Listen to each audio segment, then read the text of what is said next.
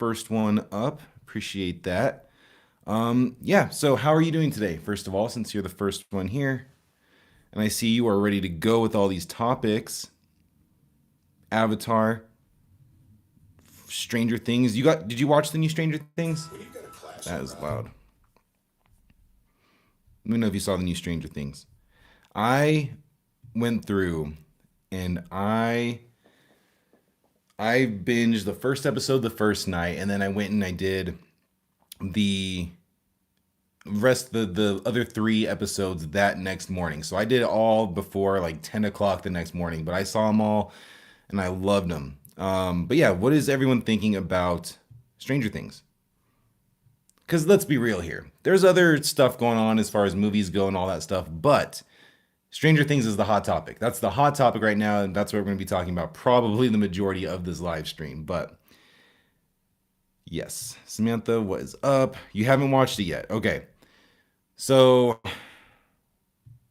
I'll do my best for no spoilers, right? I can't say other people won't do it, but I'll be careful with the spoilers because there's a big spoiler at the end of this like first volume at the end of episode 4. So yeah, I mean it's not gonna make or break the show, but it's a pretty big reveal. So just keep a lookout for those spoilers out there. Even if it's not here, look otherwhere or other places.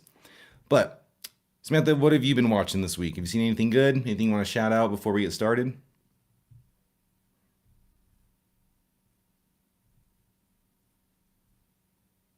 Oh, thank you, man. Everybody's here, and thank you for the donation. Appreciate that every time. You're awesome. Give me liberty every time. And Give Me Liberty, you watched the new season, right? It's what it seemed like from your comments and everything, and from this post. Um, but what, without giving anything away, what did you think about it? Because it's hard. It's hard. Like when I watched it, I was so hyped. I was like beyond hyped for it, you know. And so it ended, and what an ending that was, right? But I was just like, I didn't want to say like this is the best season ever or anything like that because I'm trying to keep it all in check because you're so excited right off the bat, right? You're right off the bat. The hype train is on another level, so I'm trying to keep it real and everything. But I really am digging this season so far. I think the thing that I liked most about it, and my biggest complaint about season 4, is that there's characters in season 4 of Stranger Things that are just there and they don't really have much to do. It just felt like people don't know, like the writers, the Duffer Brothers, didn't really know what to do with those characters. In this season, in season 5 so far, it feels like they have an idea of what they want to do. And everyone is kind of pulling their weight so far in the show, which I really do dig.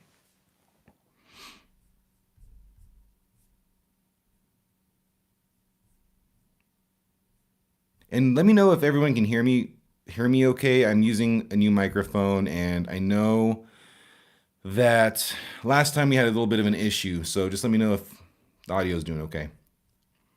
And Samantha, the new avatar, I can't wait either. Um, okay, cool, awesome, awesome, awesome. Silly for breakfast. Thank you. Okay, cool. Then I think we're working good with the mic. Okay, yeah, Avatar. I'm hyped for it. That's like probably the biggest. It's the last big movie of the year. It's like the one big colossal movie that in my eyes can become my number one movie of the year. I don't know if it will. It's got some stiff competition right now. My top 3 are Weapons, Bring Her Back, and what was the third movie? I guess it wasn't that good if I can't hold on, I gotta check this out. Why can't I think of it? I just had it up there. Oh, I'll look at it later. But yeah, Bring Her Back, and Weapons are my top 2 right now. I love them. Okay. Yeah, I don't know why. Like it might have been your issue with the like you said, maybe the stuff you were saying. I don't know. But I'm glad you're here. I'm glad you have 2 accounts that you can join us with. But yeah, Avatar. Avatar, Fire and Ash. I saw a thing from James Cameron, and he was saying that if this bombs, which we all know it won't, like it just won't, that he'll be done with the series. Like he won't pursue 4 and 5. And I also think he's saying that because he thinks that Avatar 3, Fire and Ash, is like the ending of this trilogy, of like this section of the story. So I'm wondering if we're gonna get a pretty closed off ending, and if it doesn't continue, we still get a conclusion.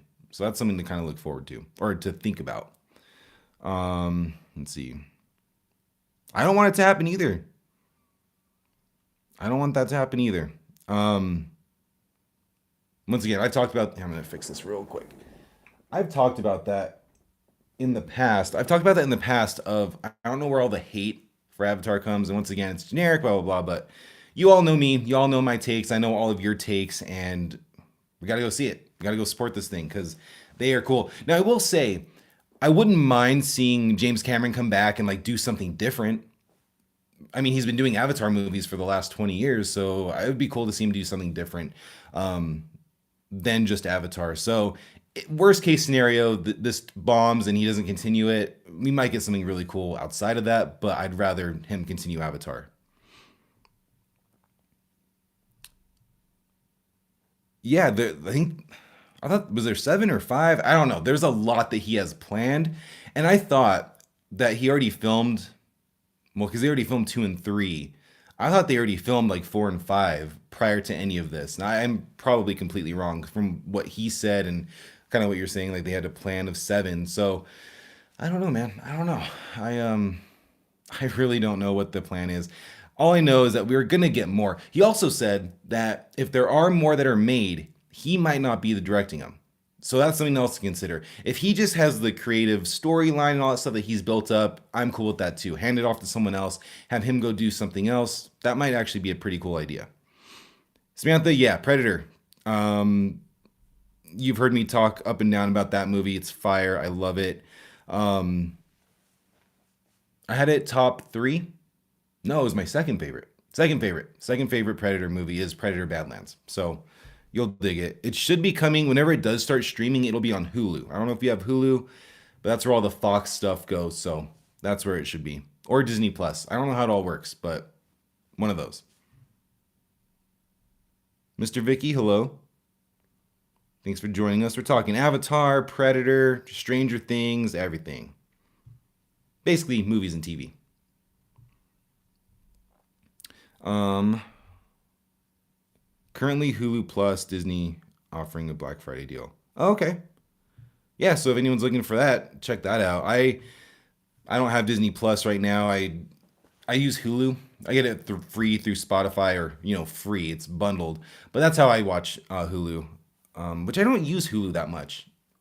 I use it for typically horror movies. They have some like really good stuff. Like if you know Shudder, like that streaming service, a lot of that stuff does end up on Hulu. Like Oddity, Good Boy will probably be on there soon. That's just the trend that I've noticed. Mr. Vicky, movies, TV, that's what the whole channel's about. We talk about it all. I stream every Saturday. So every Saturday, around this time, we'll go live and talk about what happened during the week, stuff that we saw, all that stuff. And then this Monday is going to be our first movie club. So that Monday, this coming Monday, the first Monday of every month, we're going to come on here and talk about the movie that we chose for the previous month. So this first one we did was The Taking of Deborah Logan. It's a horror movie, found footage. Everything is going to be on Tubi, so it's completely free. And the movie club is free. So we'll be streaming a little bit more often because of the movie club.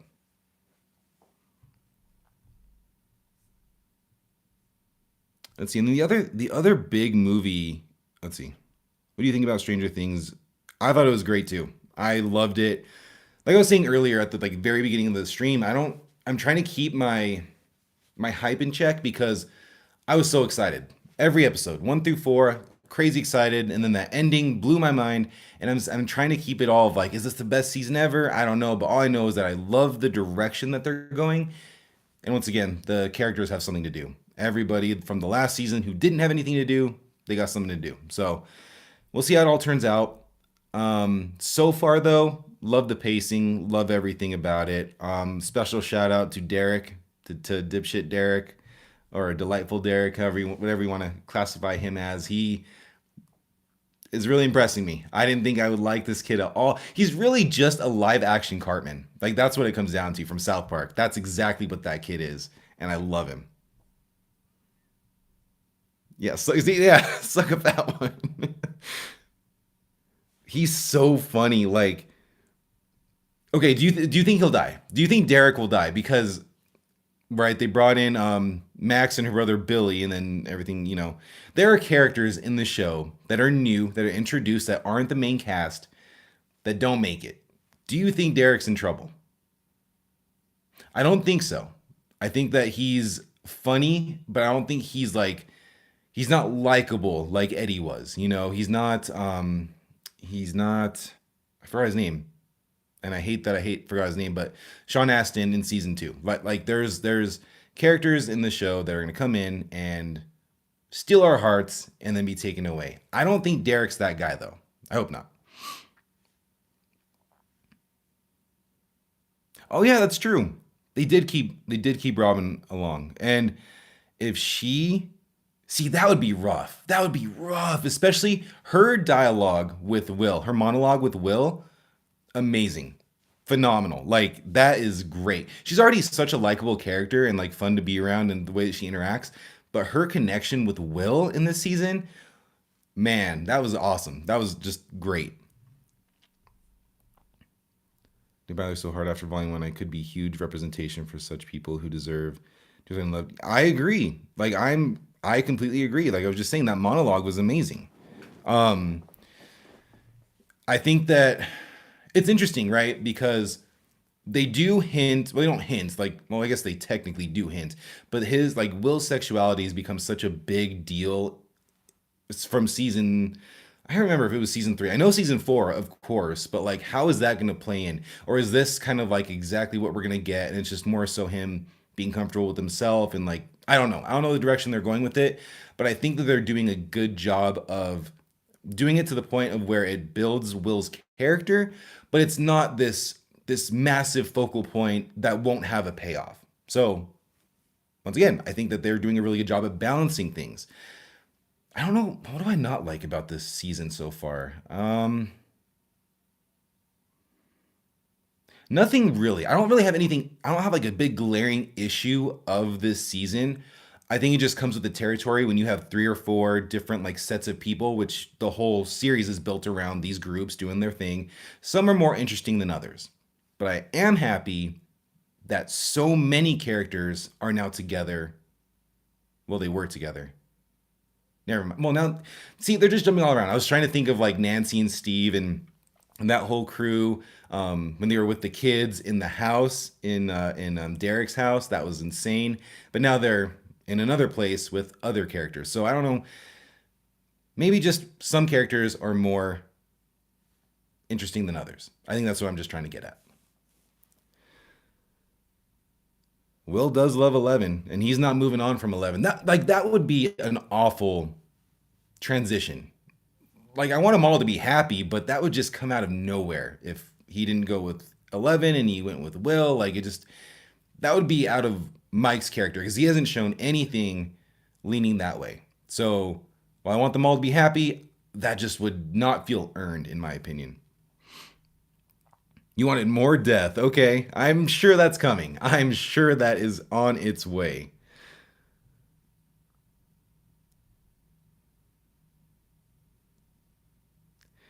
It would make waves, but like I was saying, I just don't think it's gonna be like it's not gonna feel earned. Like Will and 11 feel earned because of the situation from the very first not episode, but just the first season and how their relationship has grown.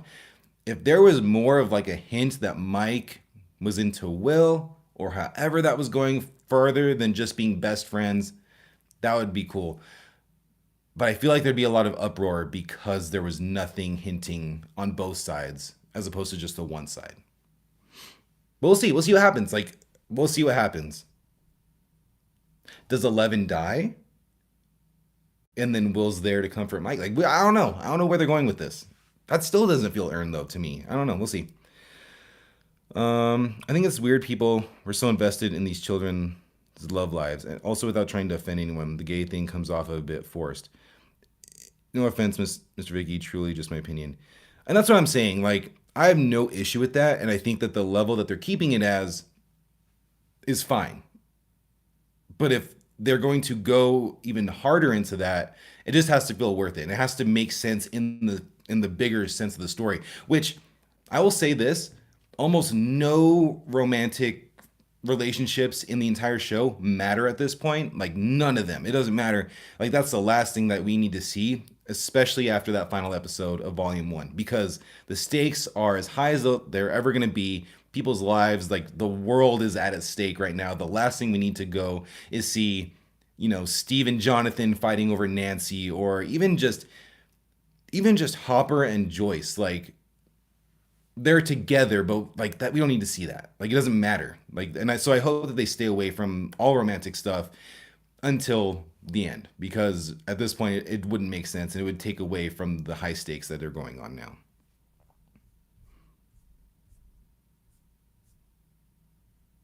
And that's my opinion. But yeah, overall, I think it's awesome. What do y'all think about Holly? What do you think about Holly's character? I think that's pretty cool that they're using her that way.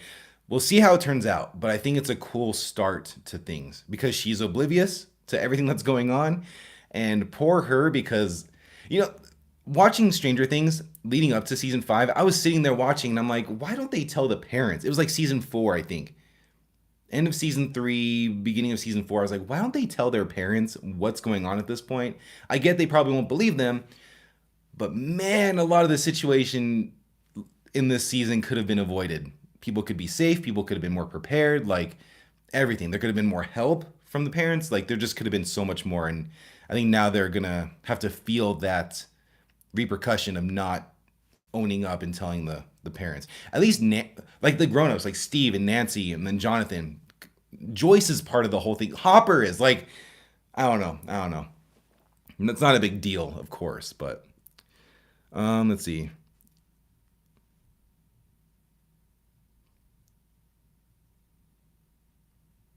Holly is fun. Yeah, I mean, and that's the other thing. I have no issue with it, and I think that there is a really cool place in film to feel represented, whether it's uh, your sexual orientation, if where you're from, how you grew up, skin color, all that stuff. I think that there's a lot of great ways to feel represented. So we'll see how it plays out. I'm just talking about just the complete story, just as a narrative. I hope it works out, and like I said, going back to the monologue with Robin and Will, I think that's probably one of the best like conversations in the series. Like I'm not saying it's the best, but I could make an argument of like a top 3, a top 5. I thought it was really good. Like very, very well. Very well done. Um okay, okay, cool. So you jumped on to Welcome to Derry. So you like it. Good. I love it. I actually haven't watched the last episode, and I don't know if I'm going to be watching the next one right away either. That's okay because I'll be able to binge them. But I think it's doing a good job. My only issue is the CGI. I don't like the way that they're going. The first 2 or 3 episodes, I think it was the first 2 specifically. Yes, it was the first 2. I thought the CGI was great with all the images that Pennywise makes. I think they look great. Now going forward after that into like episode 3 and 4, I felt like they were a little bit too much. And then I started thinking about the It movies, and it is a lot of CGI, which is unfortunate because Pennywise himself in full makeup looks great, and we all know they can do better. So that's my only gripe with it. Otherwise, I love the characters, I love the kids, I love the government thing that's going on. I think it's a good counter thing to where if it's just focusing on the kids, which is the most exciting part of the show, I think, is just seeing how they're going to interact with Pennywise and how they'll survive if they can survive. I think it's just a good counteract to make this into a full show where you can't just focus on the kids fully. That wouldn't make sense and it'd probably be over pretty quick. So I think they're doing a good job with it. Just that damn CGI. Miss Wheeler is badass though. I agree. No hesitation. She was so quick and she was drunk. She was quick on her feet though.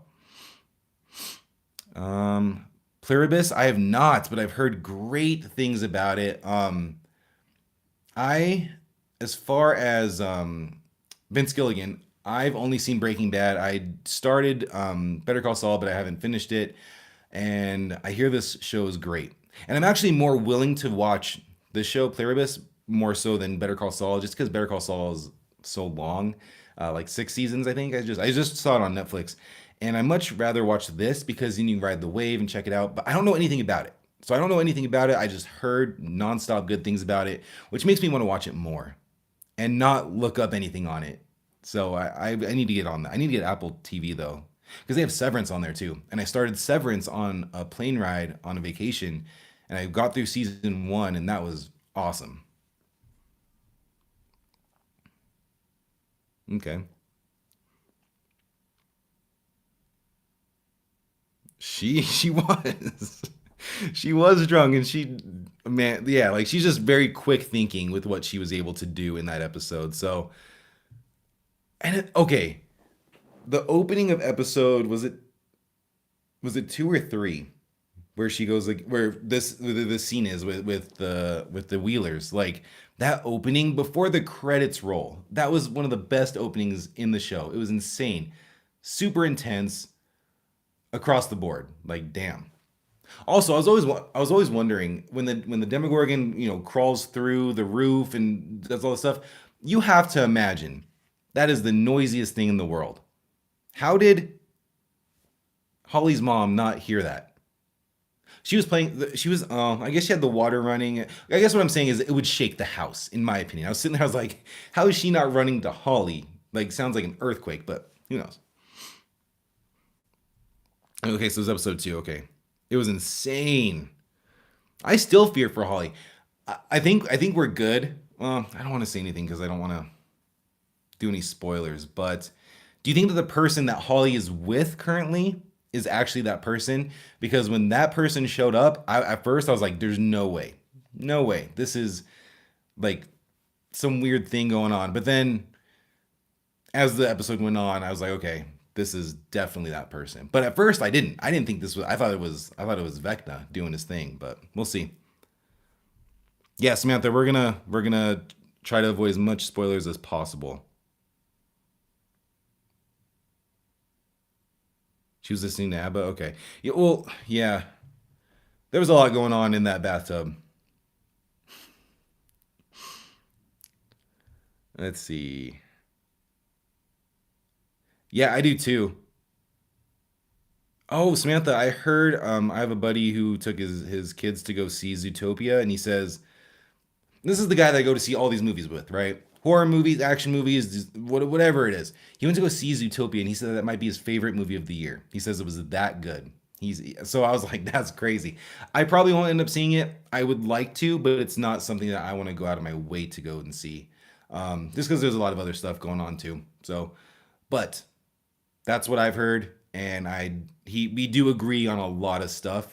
And if we are off on some opinions, it's pretty minimal. He'll give a movie, say, a B, and I'd give it like a C plus type of thing. So pretty close. So I think that would be a good movie to go check out. It's also going to make, I think it was saying it's going to make over 500 million worldwide from whenever it released to tomorrow, right? The first weekend, Thanksgiving weekend, which is crazy. That's stupid. That's stupid in a good way. Let's see. Yeah, yeah. The show is doing a great job. Stranger Things is a great job. Samantha, jump on it. Um,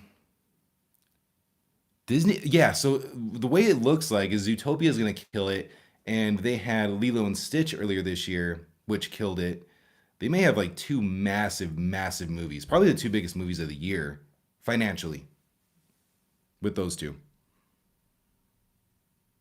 You enjoyed it more than your kids? Hey, he did it in a cave. There he is, people. The man, the myth, the legend.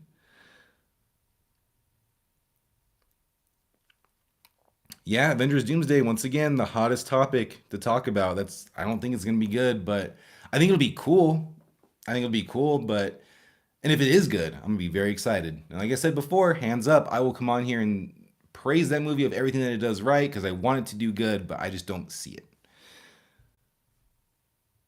Minimum efficiency.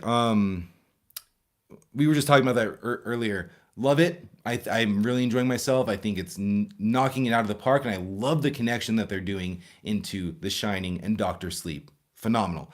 The only downside that I see to it, and I haven't seen the latest episode, so I've seen 1 through 4. I haven't checked out whatever last Sunday's episode is. I have not seen that one yet with the big reveal. But the thing that I don't like about the show is the CGI, and I think it's a little bit much and easy, and I get that. The first 2 episodes, the CGI looked great.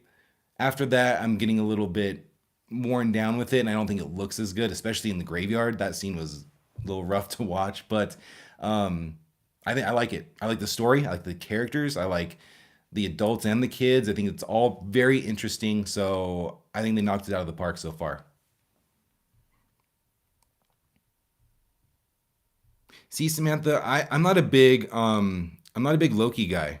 I actually really am sick of him, but I do understand that a lot of people like him. Like that's like their guy. So I hope he I hope he does good. I don't know how Loki season 2 ended. I didn't watch it, but I know he's a pretty big deal now. So maybe he'll have a really big part in Doomsday. That's what I want to see. I want to see, since there's so many different characters in this, I just want to see my favorite characters get their time on the screen. And that's something that another concern that I have for Doomsday. Let's see. Let's see. The bowl cut joke had me. That he'll never live that down in that show. He will never live down seasons 4. Well, I guess he's had a bowl cut his whole time on the show, but season 4 was a little rough. Bro, you look buff. Any tips? Oh, thank you. Appreciate that. Just consistency. I mean, I've been exercising consistently since I was in high school, but I mean, I've done it all. Not, I haven't done it all, but I did the whole bro split, go to the gym, do curls and squats and stuff, and now I just do kettlebells. I just do tons of kettlebells. I have heavy ones, light ones, and I run every so often, maybe once a week. Go on walks with my wife, but just consistency. Challenge yourself, whatever you end up doing, and and oh, and eat really well. That's about it. That's it. But thank you for the compliment. It means that it's working. That's because I was worried about that because of the kettlebells. It was a whole thing, but kettlebells are great. That's what I'm doing right now, and that's primarily what I do. Let's see. Let's see. Sorry, guys. I was lacking on the comments. Let's go back up. House of the Dragon. Hell yeah. I watched season 1. I did not see season 2 because it came out when I was on vacation, but I'll binge that right before season 3 drops because I love it. It was so cool. Such a cool idea. And they can go so many different ways with Game of Thrones. Very excited for that.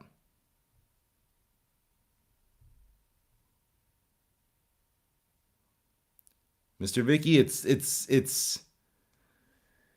tough. Like if you liked it and you liked Skarsgård as Pennywise and what they were able to do, the overall feel of that show, then you'll dig this. It's the same creator. It's Andy Muschietti.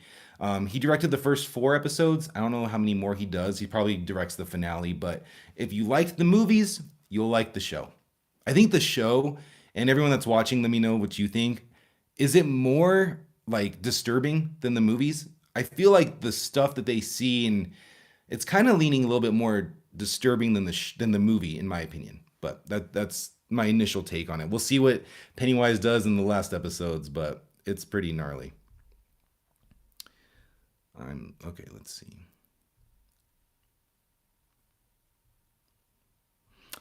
Moana live action.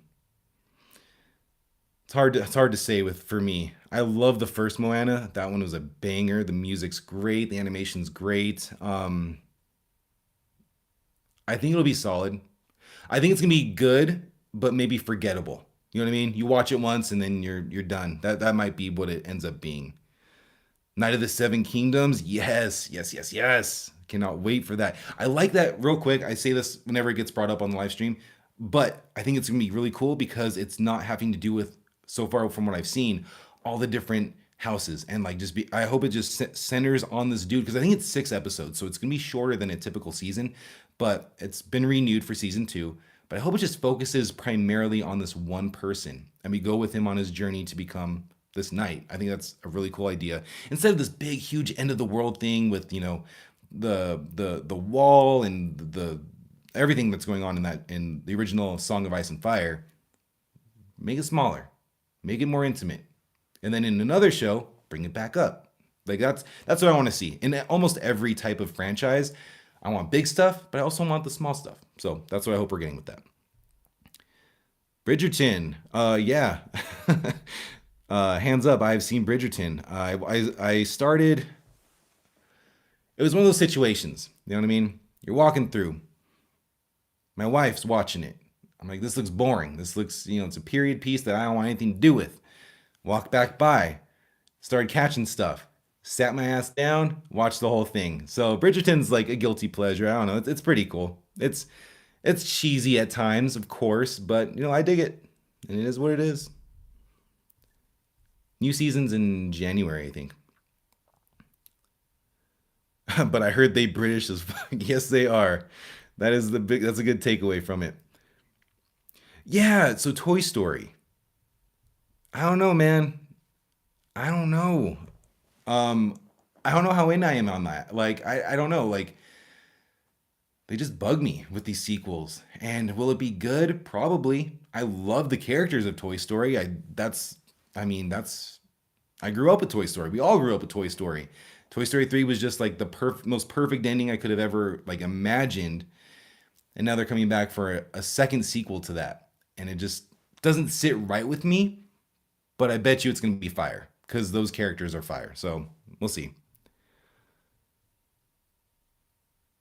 Let's see. Disney saying they're losing a lot of money and their movies are flopping when they didn't. Samantha, I actually looked into this. Actually, it's my wife's idea. She was like, let's take a look. She's very analytical. Love her. She went and she looked at all the live action stuff. And then once again, that's a very small portion of what Disney does. But she looked at the the budgets of these live action movies and she looked at what they made worldwide at the end of their run, right? And we threw it in Chat GPT and like, had to do its thing. And it looks like the majority, like I don't know how many there were. Say, we'll just as an example, we'll say there's 10. Three of those were massive hits, like over $1 billion. And then like the other ones barely broke even. So even though the majority of them don't make a lot of money when you take in their budget and all that other nerdy stuff, they have massive hits like Lilo and Stitch this year. You think that, like that clearly made up for Snow White. So Disney does lose a lot of money, but they make a lot more. And that's, I think, the big thing that people need to remember.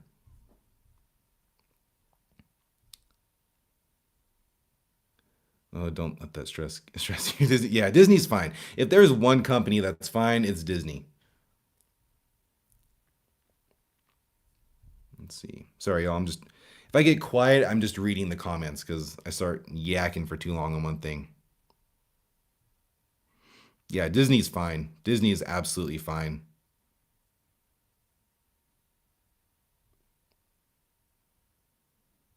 All right. Let's see. Me, I'm from the Southwest. I'm from New Mexico in the States. What about you, Mr. Vicky? Where are you from?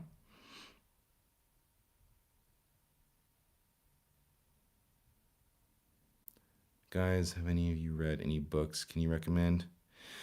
Mr. Vicky, as far as books go, I started reading a lot.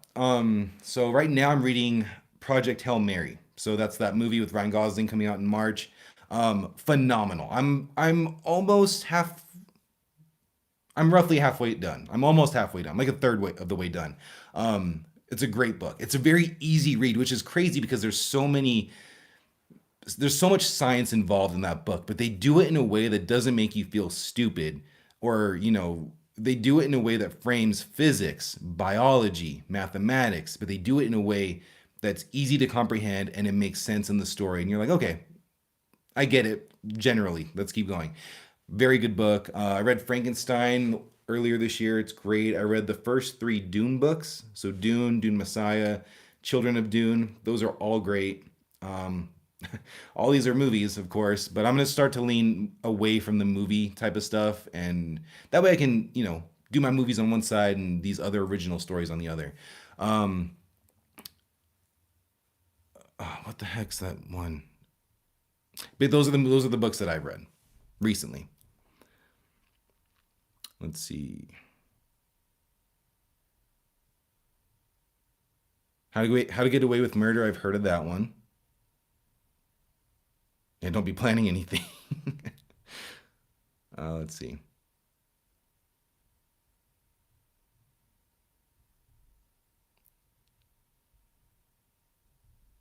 Yo, what is up, RJ? Yeah, the thing doesn't grow. That's what she said. But like that doesn't. It's been like that forever. I water it. I take care of it. But it is what it is. How have you been? How have you been? I haven't seen you in a while.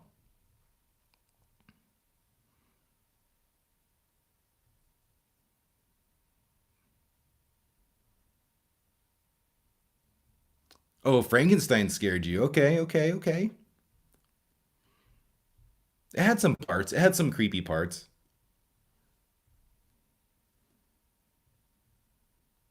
Damn, homie, you read some books. Well, I never read before. Well, that sounds. I've never read a book in my life. No, books weren't ever my thing. They never were. Clearly, movies are because the channel. But like my wife started reading. She started reading the Fourth Wing series, and then she really likes Throne of Glass. If anyone's watching, looking for a recommendation, she can't get enough of that series. So she started reading more, and I felt like okay, maybe I'll start reading. So I started reading. I just jumped into like The Hobbit. Pretty easy, you know what I mean. I already know the outcome of it, but she's reading more, which got me to read a little bit more, and it's been pretty cool. Yeah, like there's a lot of stuff I never really could conceptualize a lot of the stories that I was reading, but that was back middle school, high school, and stuff. But much easier now, so I do enjoy reading a lot more now.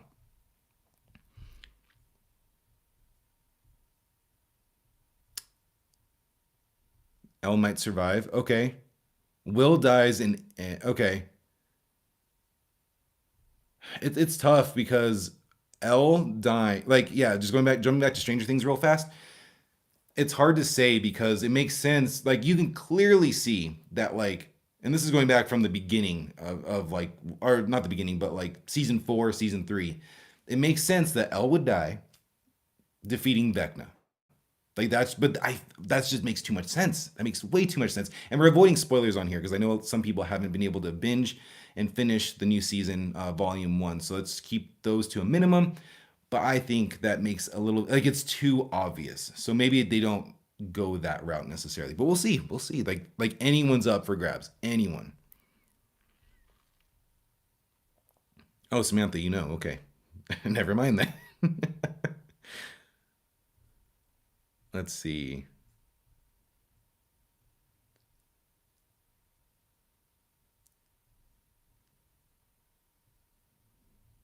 Hopper won't die. Oh, you saw a video of that? Hmm. Yeah, he's good. He's good to go for now. Let's see. This damn thing. Okay. Oh, first of all, thanks for everyone for being here. This is a really good turnout for the live stream. A lot of fun. Mm, we got Mike and Will. Yep. Oh yeah, RJ. Yeah. What do you think? Um, you're talking about the Hunt for Gollum, right? That movie. I think it's gonna be cool. Like you have to approach these things um, without the expectation that they're gonna be just as good or better than the trilogy we got. I do think we can hope that it'll be better than the Hobbit series because the Hobbit series, I like. You can like it. I thought it was fine, but it's nowhere near the trilogy, the original Lord of the Rings trilogy. So I hope the Hunt for Gollum leans more towards the trilogy rather than the Hobbit trilogy.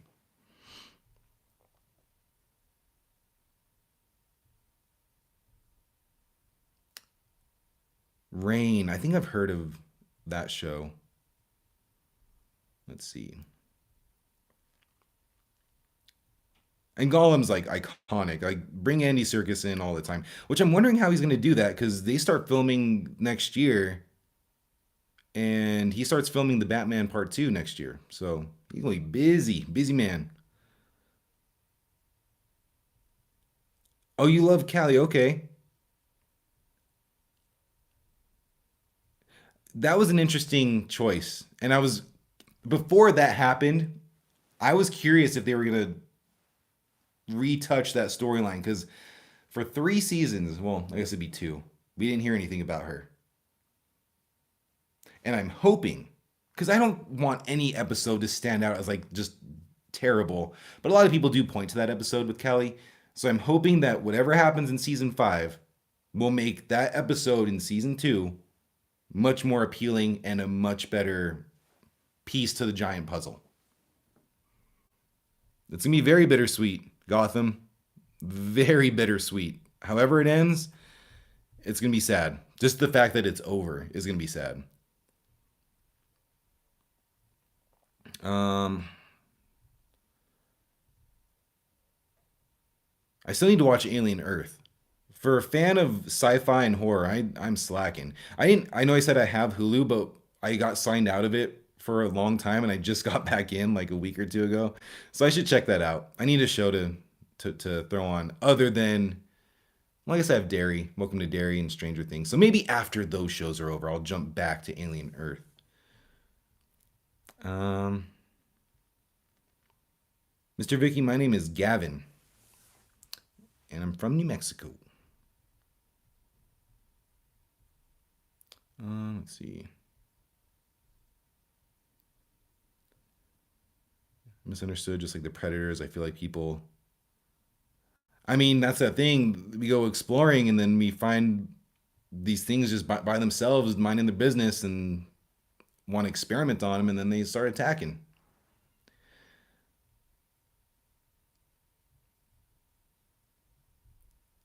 Let's see.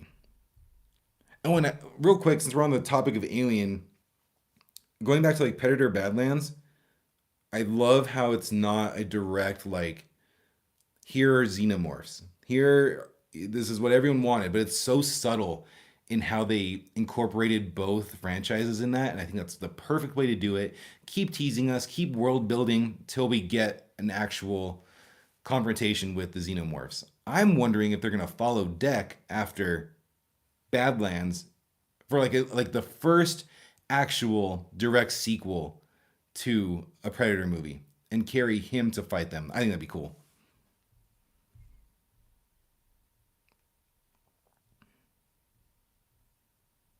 Let's see.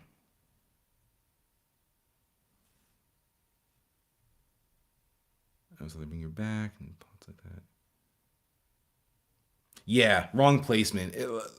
And I do feel like I think how they used L in season two was the wrong way to go about it. So that might have helped make that episode even worse. Like I don't know. It didn't flow well, but I do agree.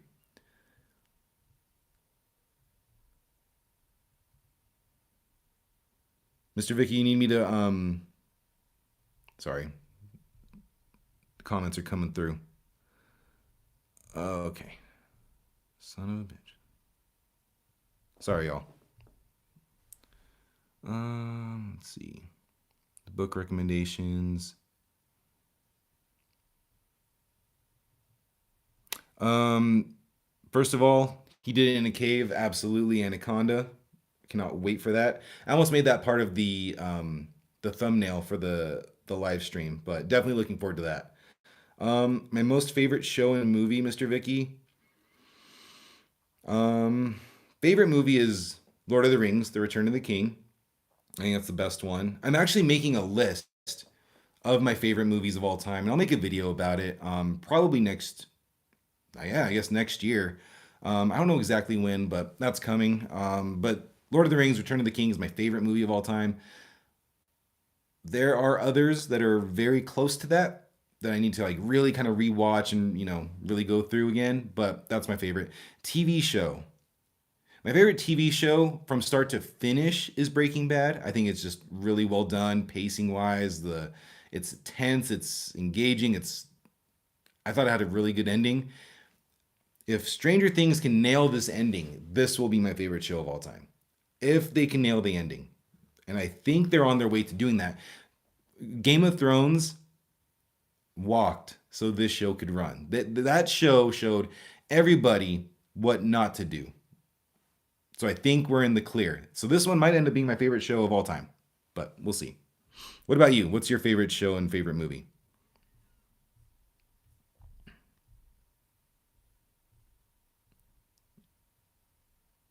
Run, run, Will.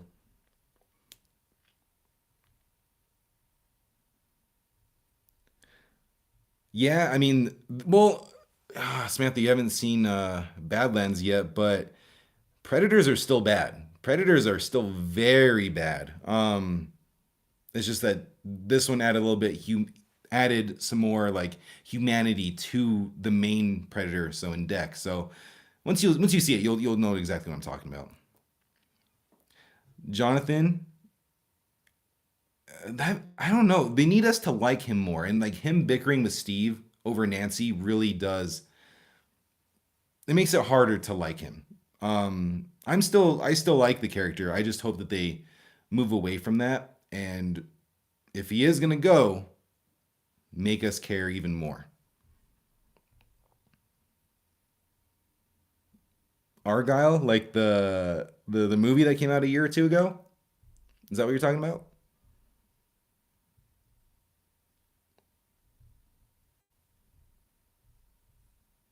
I need to zoom out. Sorry, y'all. Okay.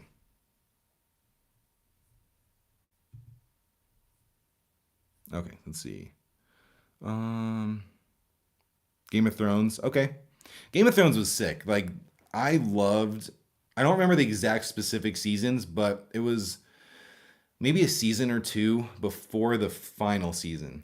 It was like the Battle of the Bastards and stuff like that. Oh, that was sick. And the dragon and the ice and that there's some epic stuff in that show. I was really late to the game. I didn't watch Game of Thrones until it was over. Like years after it was over. I watched it for the first time within I think the last 3 years and it was epic.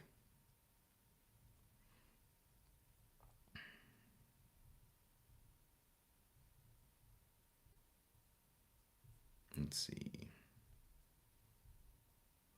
Grey's Anatomy needs to end. I agree. I watched a few seasons and I was like, this is too much of the same. I'm out. So I don't even know what season I stopped on. I think it was like four. I was like, this is too much for me. Let's see.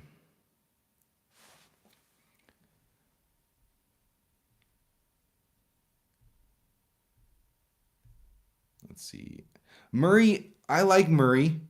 Oh, Argyle from Stranger Things. I don't know why my mind went to the random ass movie a couple of years ago, but yeah, Argyle was sick. I liked Argyle. Murray, I didn't care for him the first time I watched season four. Well, he's been in there prior to that, but I think season four was like a lot of him. I rewatched season four leading up to season five, and I like the character a lot more. But I understand completely why people wouldn't, because he is completely comedic relief, and that's not always going to hit for people. Like that specific type of comedic relief. Let's see.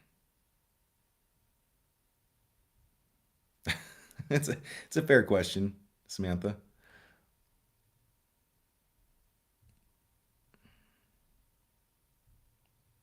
Shadowhunters. I've heard of that.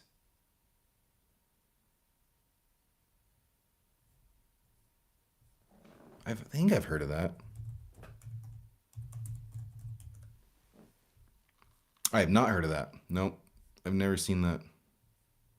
Oh, but they have. This is a CW show, isn't it?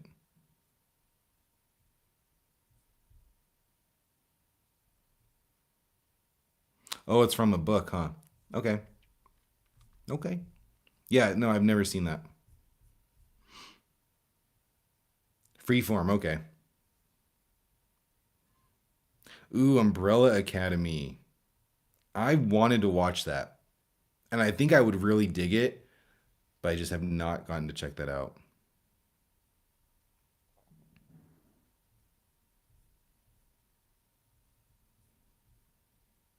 See, and I've heard that too from people, Mr. Vicky, that Breaking Bad made them tired and they just kept falling asleep and could not get through it. And I get it. but I liked it.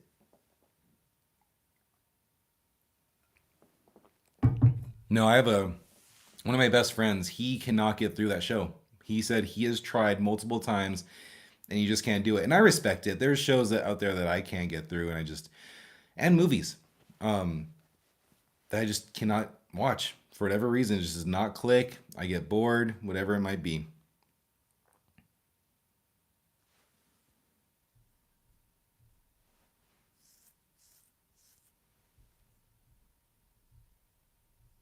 Yeah, uh, the thing that I like most about Breaking Bad, everybody, well, one of the things is just how tight the story was. Like I feel like it didn't overstay its welcome. It's a show just like Game of Thrones, and like I like those type of shows that it's 8 episodes a season, 10 episodes a season. Because when you get into those shows, I'll use Supernatural as an example. Even though I love that show, I think that show's fire.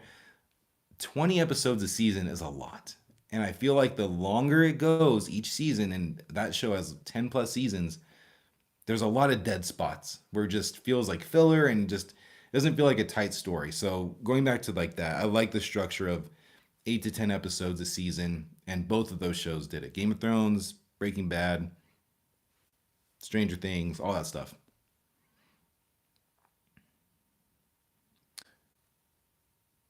Okay, that's fair. And I mean, Game of Thrones definitely does that for you. The different characters. What's another show like that? Hmm. I don't know. 20 episodes a season is built for sitcoms. Yeah, I was watching Arrow, the show Arrow on the CW, and I watched it once all the seasons were done. The show's been done forever, and I went through and I loved season 1, season 2, season 3 was okay. But then like I think I loved season 5. But everything 4 I don't think I liked, and everything after that just didn't feel right. And within those seasons that I loved, you could have cut out a couple episodes and it would have been fine. So that's what I don't like about that. And I think that's why those type of shows will never be in my top recommendations, but I want to go back and rewatch stuff like that. Let me see something. Anyone is anyone excited for Five Nights at Freddy's? I know it's a kids thing. I completely understand that. Or for the most part, it's like a kids thing. But I am interested on that because it made a lot of money. And I know it has fans. I'm not particularly excited. I actually have a recap of the first movie coming out tomorrow. Because I know a lot of people are going to go see the second one. I am too, just so I can review it for the channel. My hope is that the second one gives me some jump scares. That's all I want. And I think that, I mean, the animatronics look creepy and they can set it up to be a jump scare. That's all I want out of it. If it can do that for me, I will be excited. Or I'll be happy with it, I should say.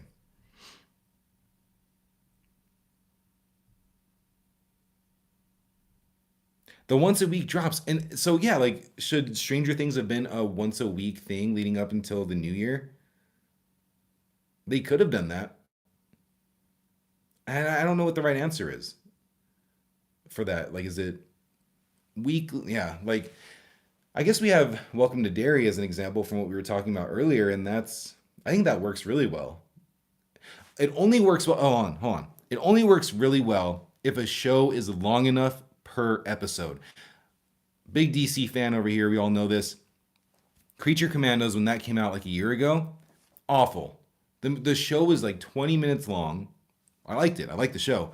20 minutes long, and then you have to wait a week for another 20 minutes. Like that does not sit well. It kills all the pacing. And then Peacemaker was better, but not every episode was an hour. Some of it was like 40 minutes. Some of it one of them might have been even like 30 something minutes. I don't remember exactly, but if a show's going to be weekly, it needs to be an hour at minimum. That's how I think they should go about it.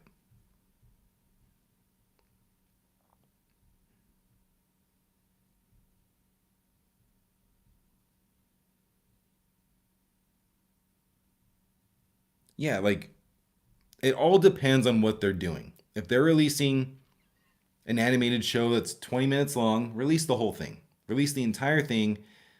And then, because if you have any like and this actually goes for everything. If you're gonna do a weekly drop, if you have any bad episodes, that's gonna hurt the momentum like crazy. Plus the actual wait for the next episode.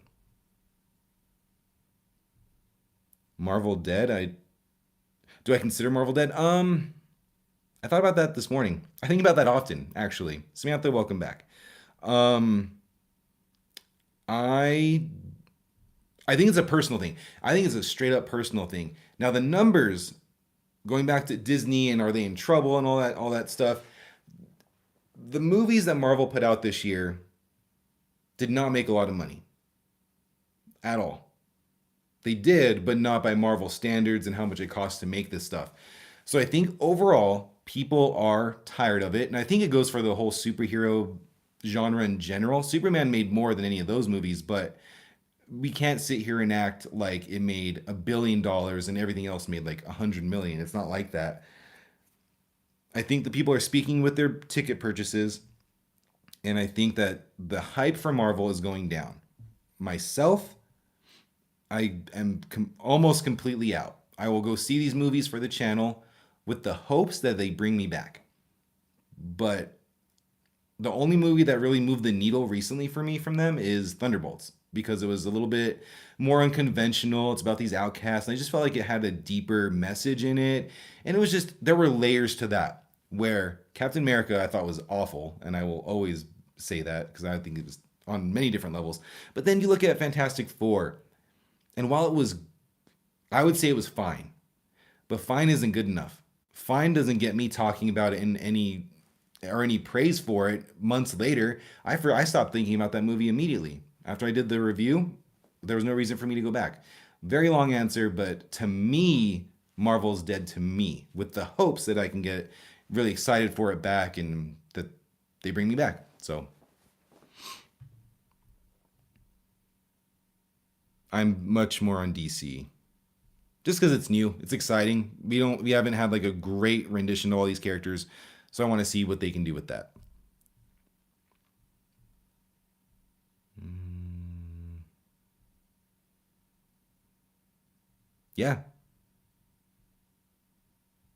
I just want the magic and like I just remember during the Infinity Saga, even right after the first Avengers, every movie that they put out, every single movie felt like an event. We talk about like Avatar, how Avatar feels like an event that's happening that we can all get together and see.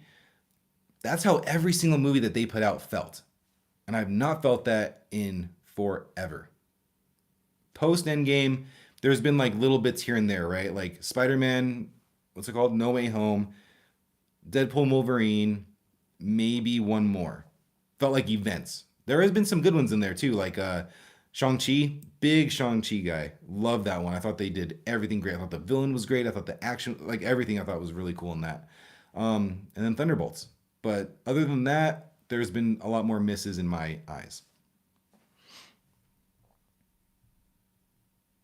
Ooh, Harry Potter.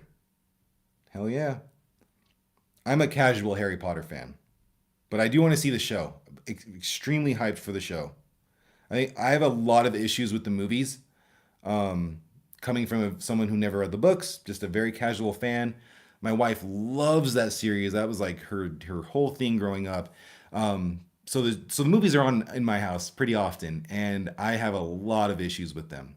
So I'm hoping that the series does like fixes the things that I don't like about them.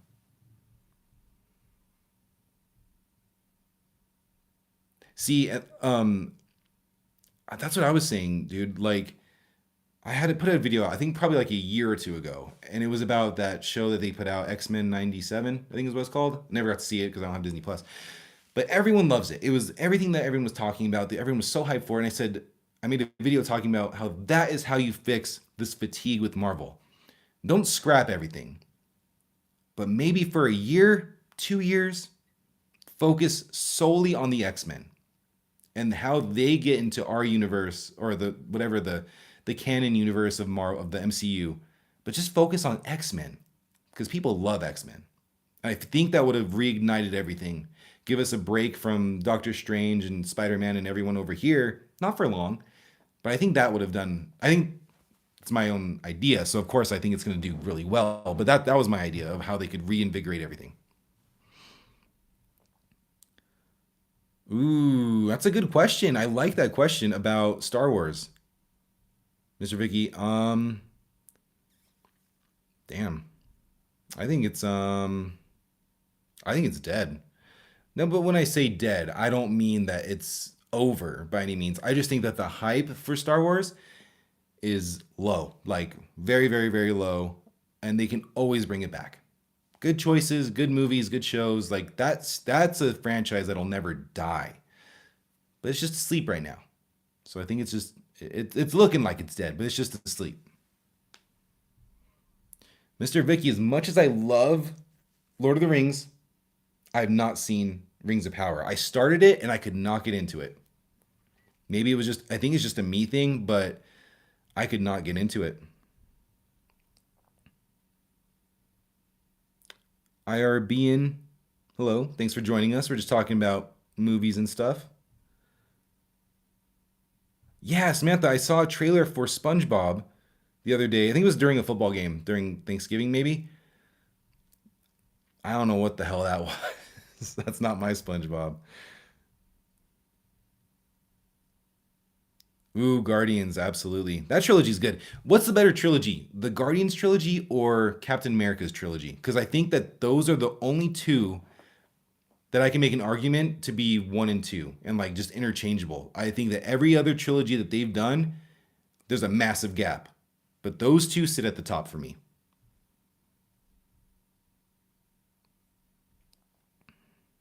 Let's see.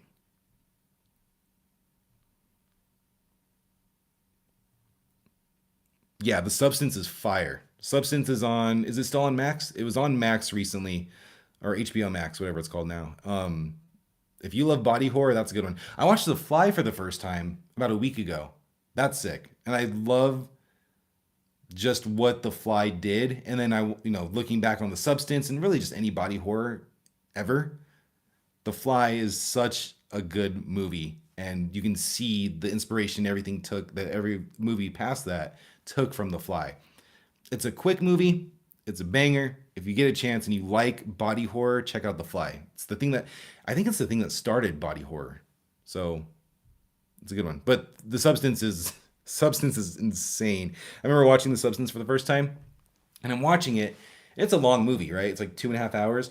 I'm just sitting there watching The Substance, and I'm like, okay, when does it get crazy? When does it get wild? And then, roughly halfway through the movie, I was like, oh, there it is. There it is. And then it just gets crazier and crazier. And Substance was sick. Let's see.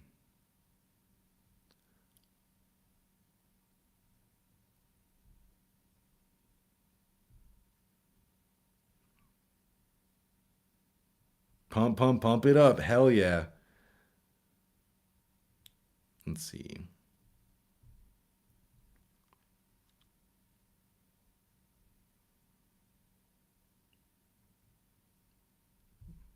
Sorry, y'all. Just reading. Oh, Maze Runner's good. That's a good one. Yeah, Maze Runner's a good one. I liked the first one a lot, and then after that, I kind of dipped out on it. But the first Maze Runner is fire. Um, Chad, what is most celebrated festival by number of people? I guess New Year. I guess New Year's because Christmas is more of like like it is right a religious holiday. So not everyone celebrates Christmas, but it's interesting. That's actually yeah I don't know. I guess I would say New Year's because that could be worldwide, right? I don't know. Probably sounds stupid that saying that. Donnie Darko is a movie. Okay, damn, that's a good list right there. Give Me Liberty. That's a good list. I want to rewatch Donnie Darko. I listened to a podcast that went through the whole movie, and she kind of gave some insights to how it was made and what this means and how it all connects. I need to rewatch Donnie Darko because I saw it once and I thought it was just a little bit too weird for me, but I do want to rewatch that. I like how you put the Terrifier number four. Not Terrifier two, not Terrifier three. That's cool. Guardians. I loved how Guardians three didn't cater to anything Marvel was doing as far as like setting up stuff. It just felt like such a perfect end to everyone's character. It just felt so self-contained, and it felt special. You know what I mean? Ooh, Godzilla.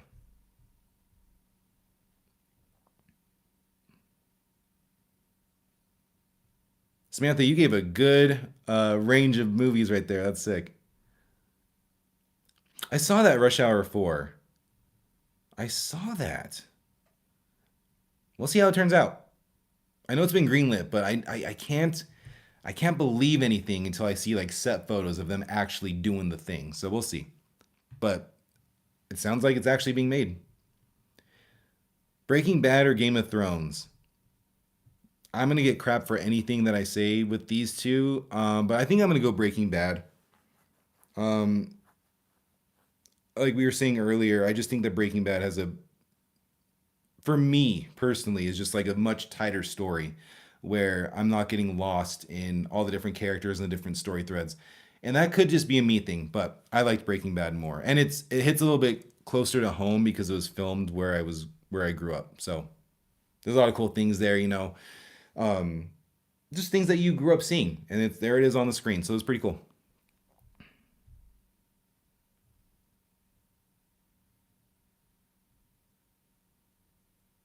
John and Daenerys. That was a weird storyline. That was so weird. Holly, I think, is the Indian festival. We went to some of you that have been here all the time know I was able to go to the Thailand New Year earlier this year, Songkran, and that was really cool. Samantha, about 2026, like the movies that are coming out in 2026. I would assume that's what you're thinking or talking about. Oh, let's see. See, yeah, New Year's is not worldwide. That's what I was saying. That's why I was like so hesitant on like, should I even say that? Because they have different types of New Year's. So yeah, that's why I was hesitant on saying that. But you know what? You're all family. It's all good. Should we worry about DCU? Not yet. I'm more upset that the Lanterns was delayed, but I don't think we have anything to worry about as far as quality. They'd put this stuff out if it made the most sense, like right now, but they don't have it ready or whatever it might be. So we don't have anything to worry about yet. And much rather these shows be polished and ready to go, and all these movies ready to go, than rushing something out just because it's been X amount of time. So I'm more disappointed that everything's being pushed back, or just Lanterns, but I don't think we have to worry about anything yet. If they, I don't know, if they put out some duds in a row, then I'd get worried. So far, Superman, Creature Commandos, Peacemaker have all been good to great.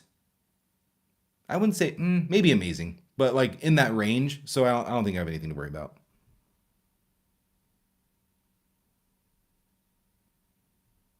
Oh, on what's that series called? Monarch. Samantha, I hope you like that show. I've wanted to check it out.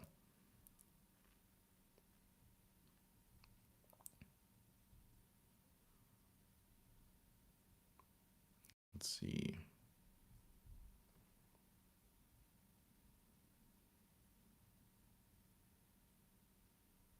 Oh yeah, before they went down, Mr. Vicky, before they went down into the hangar, the tunnels. Yeah, but once again, it's like a friendship, and then someone who wants it to be more. So it's crazy. But then we get the monologue from Robin, the goat. So it's awesome. Samantha, do you want the answer?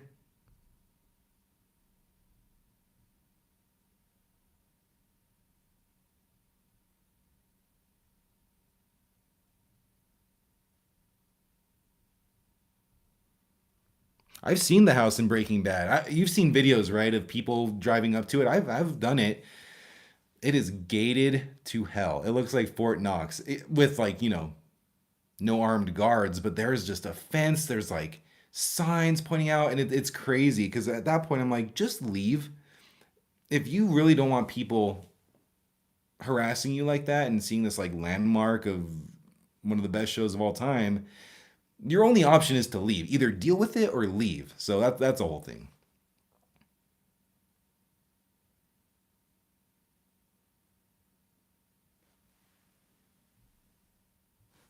Every time I do that, it moves. Um,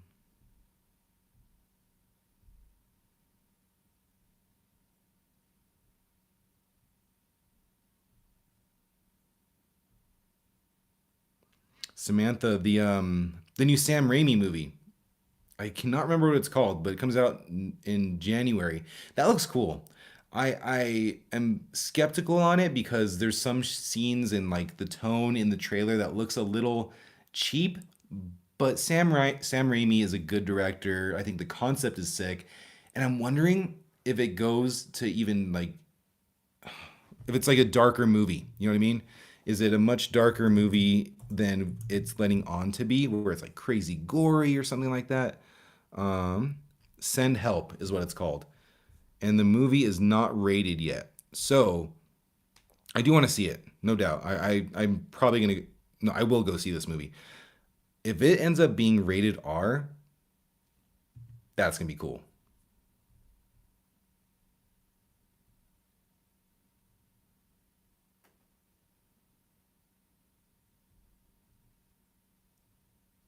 Yeah, like just that's the other thing with that lady that owns the house. It's no one's gonna stop. You know what I mean? You're gonna have what a policeman out there every day, and that's just not realistic. So if it's bugging you, you better move.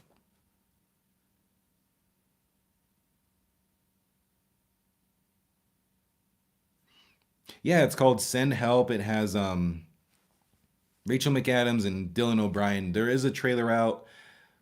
There's only one trailer out that I know of. And, when a movie ramps up and it's kind of around the corner, you expect another trailer. So that worries me also. But I think it looks cool. I think it looks cool. At the very least, I think it's going to be entertaining. So we'll see. Evil Dead Sick. I'm not massive on it, but the remake, the 2013 remake, is incredibly good. That's a movie that I watched in theaters, and I think the hype was too high for it, that I thought it was okay. Rewatched it, blew me away. Watched it again, loved it even more. So I think that's a movie that I'm gonna love more and more the more I watch it. What do you think of Evil Dead Rise? I thought it was cool, but I saw it in the theater. It was a whole thing. I really enjoyed it. And then next year, I think next year we get two different ones. We get Evil Dead Burn, I think in April or like summertime, and I think we get another one the end of the year because there's two that are being made. Two different directors, completely different stories. So if you like Evil Dead, next year is going to be a massive year for you.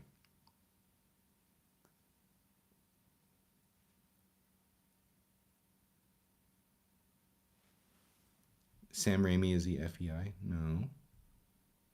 Sam Raimi's man, he's been around. When did Evil Dead come out? Was that his first movie? That's a creepy movie. That is a creepy ass movie with all the makeup and the prosthetics and stuff. It's just and the sound, like old movies like that with the sound. There's something about the sound of those old movies that are just creepy. Like Black Christmas, phenomenal movie. You should be watching this, holiday season. But Black Christmas is an old movie, and just the sound of it being old and kind of grainy makes it feel like more dirty, and that's what I think Evil Dead did. Ooh, I need to check out Ex Machina. That's one that's been on my list for years, and I've not checked that out.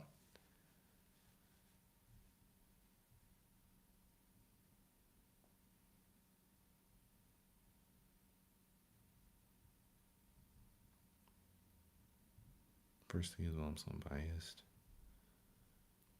I haven't seen. I haven't seen Army of Darkness. That's the one. That's I think the only Evil Dead I have not seen. So I do need to check that out. I know it's a lot. It's like a lot more like comedic and just like I like the horror aspects. That's why I love the remake. I love Evil Dead Rise. So I think it might not be my jam, but I do owe it to myself to at least check that out, complete the series, and see how I feel.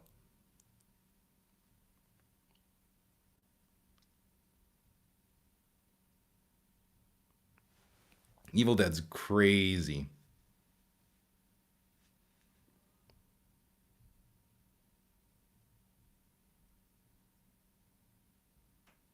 P2, I've heard of that.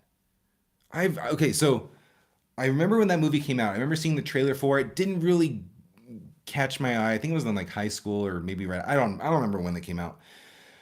But then I started looking up because I have a video coming out. I don't know when I'll release it. It's just a short, just recommending, Christmas movies and stuff. And I was looking up P2. It's not in my video that I was doing, but I looked up P2 and I was like, oh, that sounds pretty cool. Like it's like a thriller, right? Like she's stuck in a parking garage or something on Christmas Eve. So I was flipping through Peacock last night, and there it was. So I might check it out this season. See, Ex Machina like checks all the boxes. The one thing that worries me about it, and it's a stupid reason, but it is a reason, that's kind of going away from me, so it won't be a reason soon, is A24 movies for the longest stretch. About a year or two ago, I watched a lot of them because they came to HBO Max and I was watching a lot of them. They grip me, they get me. I'm in them until the end. And the end almost always screws up for me. And I'm just getting tired of it. I like their horror movies, but um, I think that might have been the only thing that's really holding me back. But they are getting better for the ones that I've been seeing. So, dumb reason, but Ex Machina has been on my list, I think, since it came out. So, yes, I'm very behind. Um, let's see. Yeah, the new Mandalorian movie. That's gonna be. I'm nervous for it. I'm nervous for it. And regardless of how I feel about it, I loved Mandalorian season 1 and 2. 3, I dipped out on. I wasn't. It just lost my interest. Okay, still love the characters and the story and the world that they're building, but the overall consensus from what I saw when that trailer dropped was not good. They said it looked like a Disney Plus show, not this big, huge movie. So, and I'm a very casual Star Wars fan. So it doesn't take a lot to, get me excited for it. I'm kind of down for whatever they put out. No big deal to me. I think it looks fine. Um, but that's what worries me is everyone else's interpretation of it that I got to see from other YouTubers that are much, much, much bigger than me and the comments and stuff like that. So I'm concerned. I hope it's good though. It looks cool to me. Alien Romulus. Yeah, so before I get to that, um Liberty, I have a video coming out next Sunday all about winter horror. And it was a lot of fun to make. So I might make another one, but keep a lookout for that one. I think you'll dig that one. It's all about plot holes in winter horror movies, but it was fun to make. And I don't know if you've seen. Well, you checked out my video this morning of Playdate. My one of my lights went out for my setup, so I have new ones coming in. So I had to make do with one. So that video and I think like maybe one more. The light might be a little bit different from what you've seen of mine, but I'm gonna get the new good lights and kind of do something a little bit different. But bear with me, y'all. Um, Ex Machina had. Have I seen Alien Romulus? Absolutely. Alien Romulus gets a lot of hate, and I don't know why. I really don't. I thought it was my whole thing. My whole takeaway from Romulus is they took everything that worked in all the different Alien movies and put it together in a story in a movie that worked for me. So I like Alien Romulus a lot. Ex Machina has an amazing ending, no need to worry. But of course, it's I gotta check it out, especially if I got recommendations from you all here. So I'll check that out. Matrix is sick. What'd you think of the last one? What's it called? Resurrections. I wouldn't mind checking that out again. But if I check it out again, I need to rewatch all of them and then go into it because I went into that movie Resurrections blind. Not blind, but I it's been years since I saw the original trilogy. So it didn't sit too well with me, but at least the first Matrix is fantastic. Matrix the second one Reloaded came out in middle school. So, any type of action movie like that just went a long way with me. So, I like The Matrix a lot.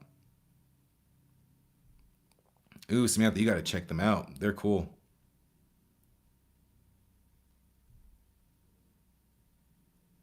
Hereditary is most horror movie to me. Hereditary is interesting too because I feel like it's terrifying to some people, and then to other people, they're like, "What was so scary about it?" Um, Anything to do with like cults and stuff, and like groups of people that could be your neighbors or just people doing weird stuff like that. That's what scares me. The supernatural stuff that may come with that is like a second thought to me, but it's like the people that are right there. That's what freaks me out. By Hollywood stars because of the kid, the son. See, that's what I'm saying. Hereditary is such a divider. It's crazy.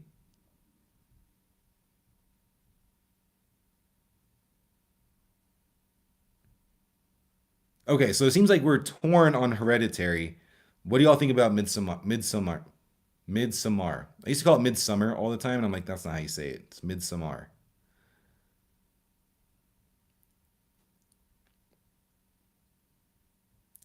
I own all the Matrix films myself. Yeah, I gotta check that out. Final Destination, y'all. Y'all, can we just say, is there another franchise like Final Destination that is that fun to watch? Like, God, that's a fun series, and I'm so glad that Bloodlines did like stupid numbers. So they're already writing the next one. I saw. Um, Man, I love that series. Final Destination's fire. Thank you for bringing that up.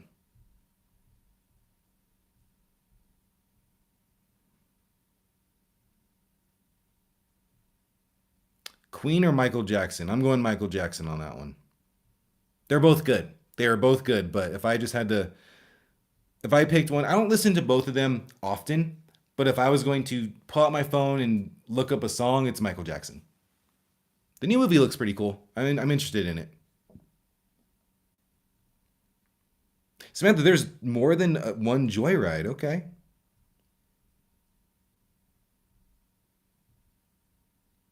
interesting. I remember the first one with Paul Walker and Steve Zane, and that was cool. Oh, Queen or the Beatles? Queen, no question about it, and I will leave it at that. Yeah, Midsommar is like my favorite. I don't, it's weird. I love Midsommar. Florence Pugh, love Florence Pugh, but Ari Aster as a director, dude came out swinging with Hereditary, if you like it, and Midsommar. I haven't seen Eddington yet. It's on HBO Max. But Beau is Afraid started off so cool and so weird, and I was in it. And then I'm looking at the clock, and I'm like, how is this movie gonna end? And it just got way too weird and so odd. And I didn't like Beau is Afraid. So as far as Ari Aster goes, he needs to do something big for me to like get back on how I initially felt about the dude.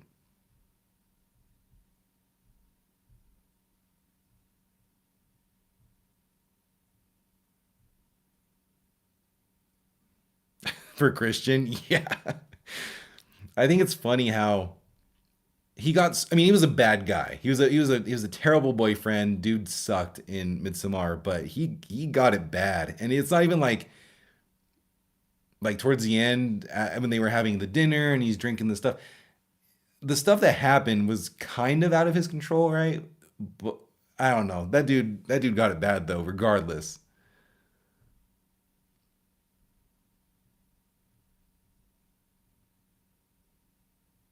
No, like Bloodlines was so creative in what they did. And then Tony Todd. I always have to give a shout out to my boy Tony Todd.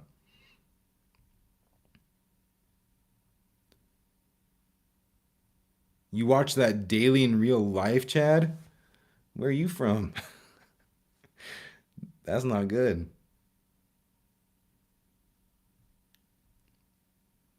Yeah, Bo is Afraid. I can't recommend it.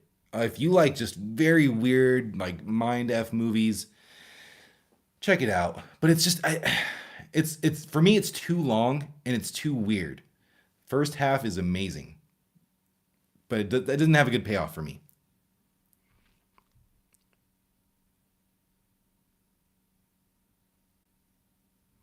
I'm not a big Friends guy.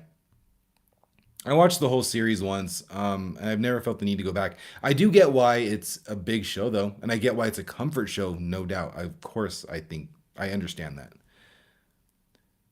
28 weeks later, it's funny you mentioned that, Samantha. I'm making, so I have a recap on my channel of 28 days and 28 weeks later before the new one came out.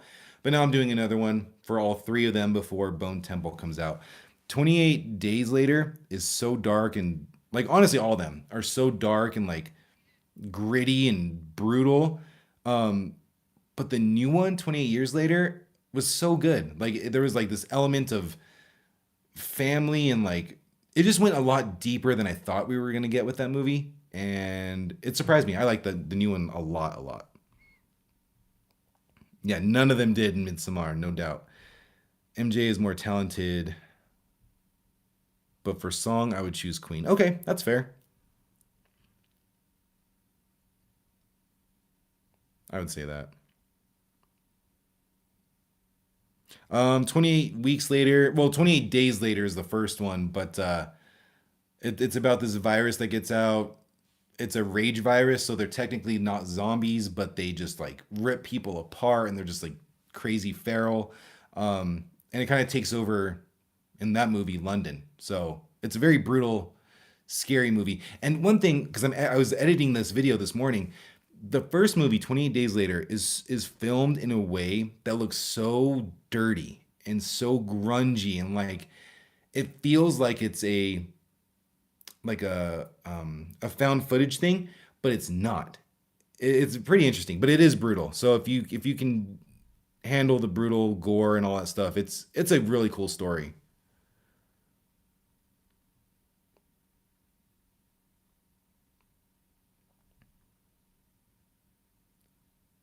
Um, any Rihanna fans? I liked her earlier stuff. I haven't listened to anything recently. Maybe like her first two albums, like Umbrella was awesome.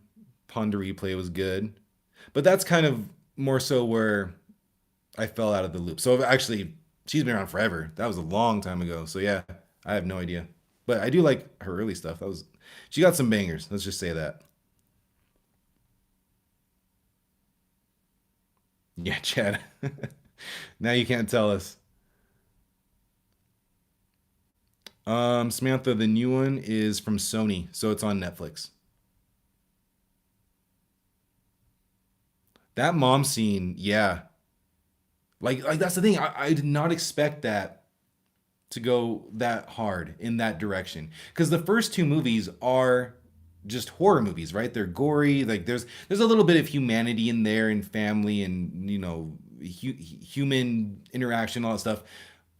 But this thing, we're driving this truck and then it goes this way of like making us feel just everything. That's a rough movie, and I'm sure that unfortunately for some people that hit way too close to home. Um, yeah, I think it was a beautiful movie. I think it did surprise me. It really did. In Time, is that? Oh, that was a cool movie with Amanda Seyfried and Justin Timberlake. That was a cool one. I've seen it once. I don't remember the specifics of In Time, but I did remember liking it. What do you think is most popular? Like, who's the most popular human? Non-fictional? Jesus. Like alive or dead? Like that's a whole discussion. Samantha, I've seen the original. I don't know if it's the original, but it's the Buffy the Vampire movie, not the show. The movie came out in '92. Christy Swanson. That's the only one that I've seen. I haven't seen the show, but I know that the show is very like people love it.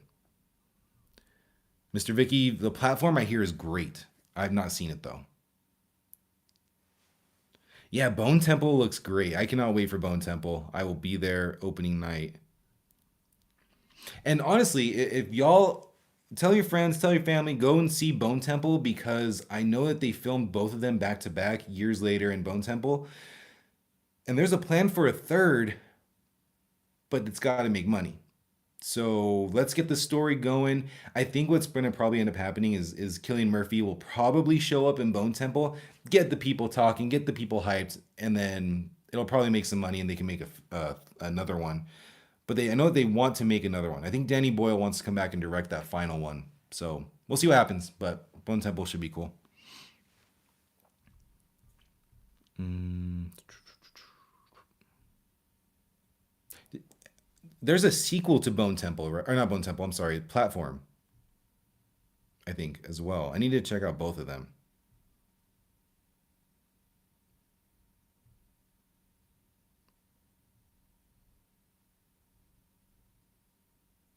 Death Note.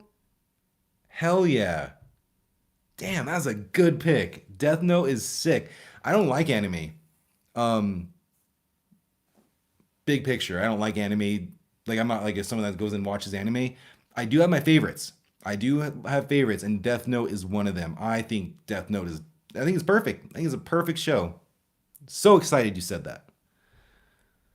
Came out of nowhere, but I love it.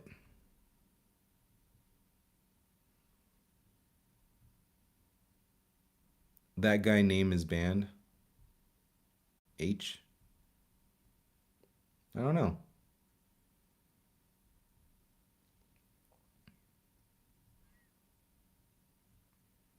Ooh, Heroes. I haven't seen Heroes, but I remember when that came out. That was a big deal.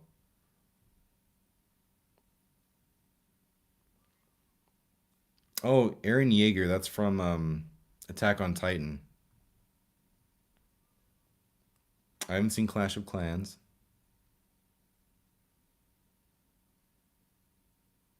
Yeah, because we need an ending to that.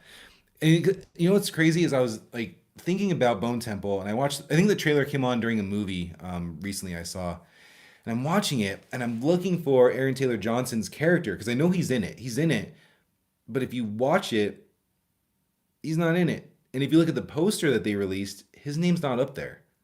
So he may have a very minimal role in Bone Temple, which you know that his story's not done. He still has to find Spike again. So we need that third movie, is what I'm trying to get at.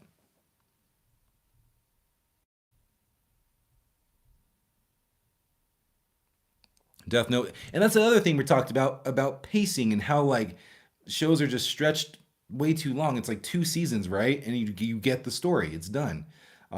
I actually saw the Netflix movie before I watched the anime, which I think was totally the right way to go about it because I thought the movie was fine, and that's kind of where I left it. And I watched the show, and I was like, this is the best thing I've ever seen.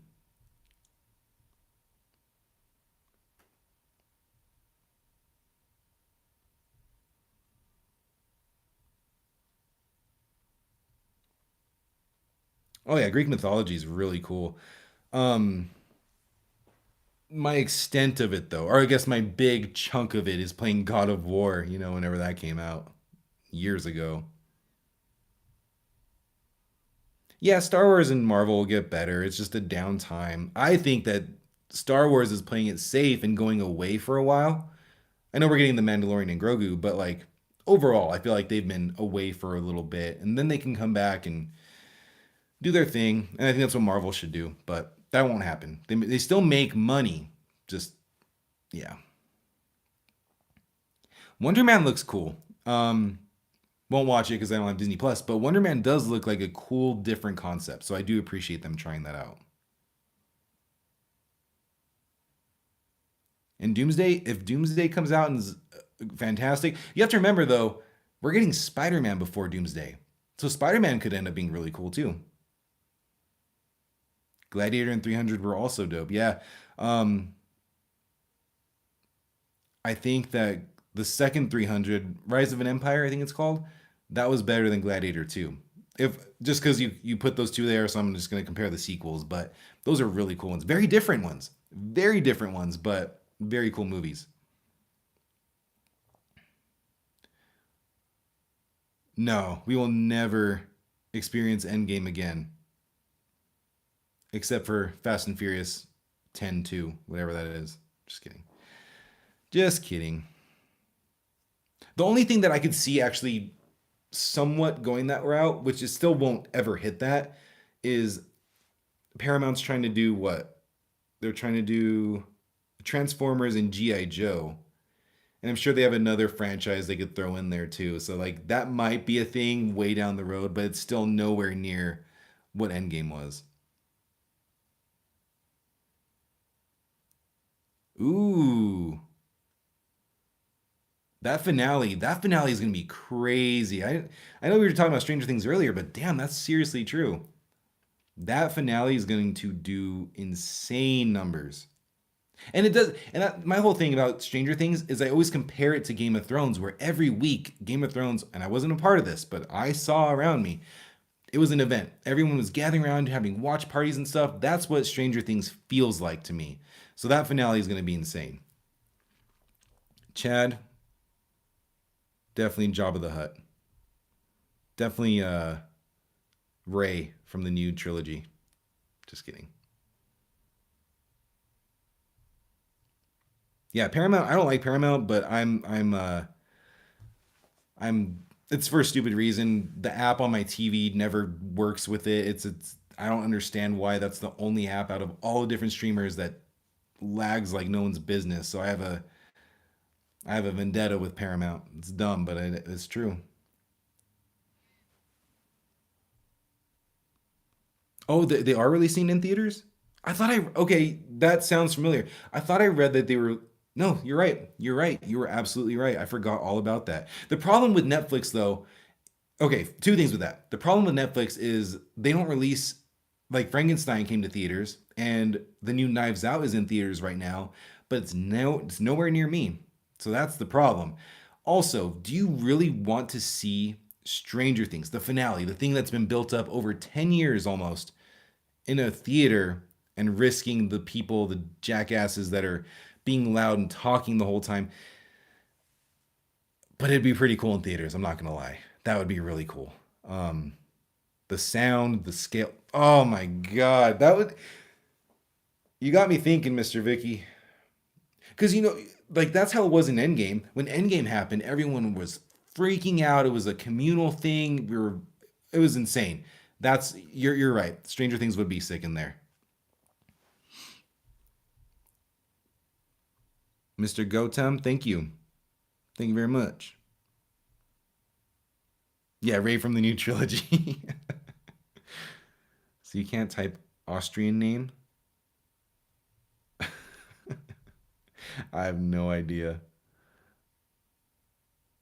Yeah, they announced that not a long time ago, right? Mr. Vicky, I can let you take it away because you brought that up, but that is true. And I thought about that and I kind of just glanced over it because, like I said, none of their stuff releases near me, so I just didn't think twice about it. But yeah, if you can check like your local theaters and go down to New Year's if they have it listed, that might be a cool thing for you to go check out.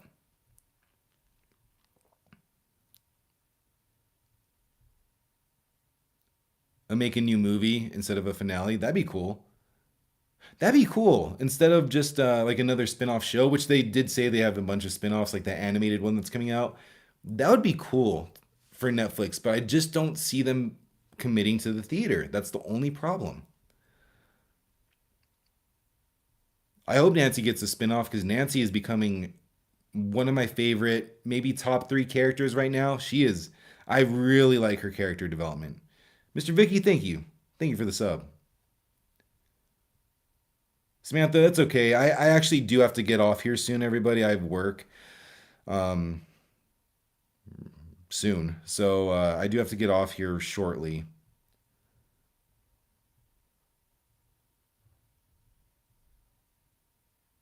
Yeah, we've been on here for a while, huh? I don't know how long we've been on here. Does it say on there?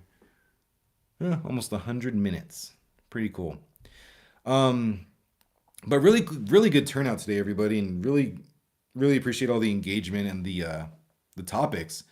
Um, Real quick though, if you are new here, like I talked about earlier, we have a movie club. So our first one starts on Monday. That evening, about what did I say, 6 p.m. Pacific, we're going to come in here and do another live stream. We're going to talk about the movie that we picked for last month, which was the Taking of Deborah Logan. It's on Tubi. It's completely free to go watch it. And then the movie club is completely free. So you come here, we talk about what we liked, what we didn't like. Fun fact, there's a character named Gavin in that movie that I put some notes on that cracked me up that that I would love to talk about with you all. But um, that's free, so go check it out. It's going to be this Monday at 6 p.m. Pacific.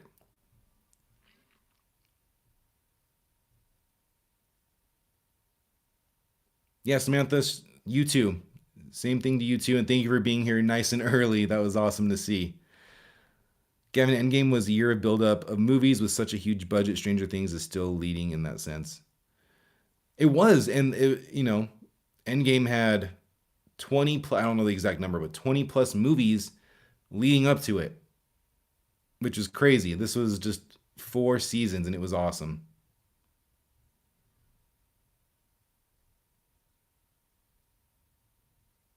Awesome. Well, I hope all of you make it to movie club. And if you don't, thank you for stopping by today. And thank you for all the support, whether it's, the, the, the monetary stuff or the likes or just the engagement. Like, I really do appreciate all of that.